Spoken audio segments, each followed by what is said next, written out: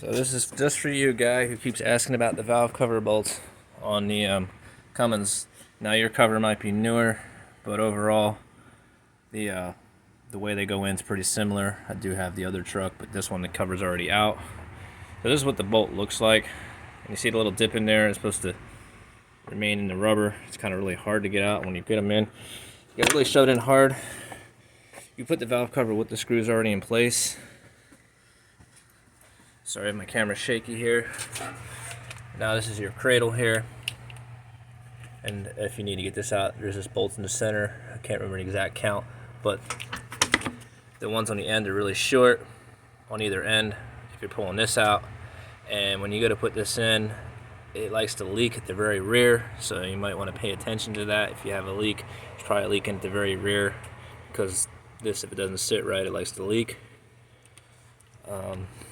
I make that mistake all the time because trying to get underneath the cowling there, with this case you see the sound deadening material hanging down. So, to give you another view of this cover, maybe other people watching this can also benefit from this video. See the screws, they hang down and you drop. When you get it in place, the screws you'll have to pop up and you just wiggle them and they'll drop in these holes. The rear two are a little bit of a pain in the ass, and I'm pretty sure it's a 10 millimeter. Sorry, I'm having to do everything at once. I'm pretty sure these are 10 millimeter screws, but you leave them. They ain't supposed to come out really, but they do. But you're supposed to put it with the screw inside the cover. You don't pull it out. You just spin it till it's free, and usually when you spin it when it's free, it's usually lifted up about like that. Maybe about a ½ inch or so. And that's pretty much it, man. Hopefully that helps you out. I'm gonna post this up, and in a few minutes it'll be live, and I'll send you the link in the messages. And again, if anyone else has this issue, which isn't, we all have this. When I was a beginner on this, I had a lot of issues myself on this truck that now I look back and I think are really simple. Another thing to pay attention to, if someone ever says their truck is studded, which whoever sold this truck to me tried to lie, but the truck was $3,600, so I didn't care. I knew he was lying when he said it was studded when I seen this, but it was $3,600. I bought it for its cores mainly. I was actually hoping to get it legal. Long story short, had too many dealer reassignments. I can't get it legal.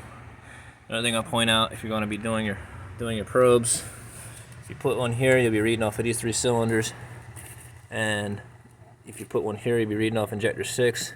If you put one here in the middle, you might end up splitting your manifold. You put one down here, that's probably your best point for a temperature probe. Even though I'm going to mention this a million times in all of my videos, just try to touch a few things. Again, you can frown on this truck, but this thing's getting gutted. I can't get it legal, and I just keep pulling parts off of it, and eventually it'll end up in the scrapyard or sold as a roller to someone else that can figure out how to title it. But it's got the coveted G56 that everybody wants. Alright, man. To all those I didn't make this video for, be sure to unlike, unsubscribe, and hate, and put a ton of hate comments in my video, because my camera quality's crap. I'm just trolling, trying to be silly here, but truth be told, that seems to be the norm now. I was posting on YouTube before there was any mechanic channels, and I'm so glad that there's big YouTubers out there, but there's still a lot of dead holes in information that we don't have. So be thankful that you got a view. Have a view of what you're trying to work on. Have a great day.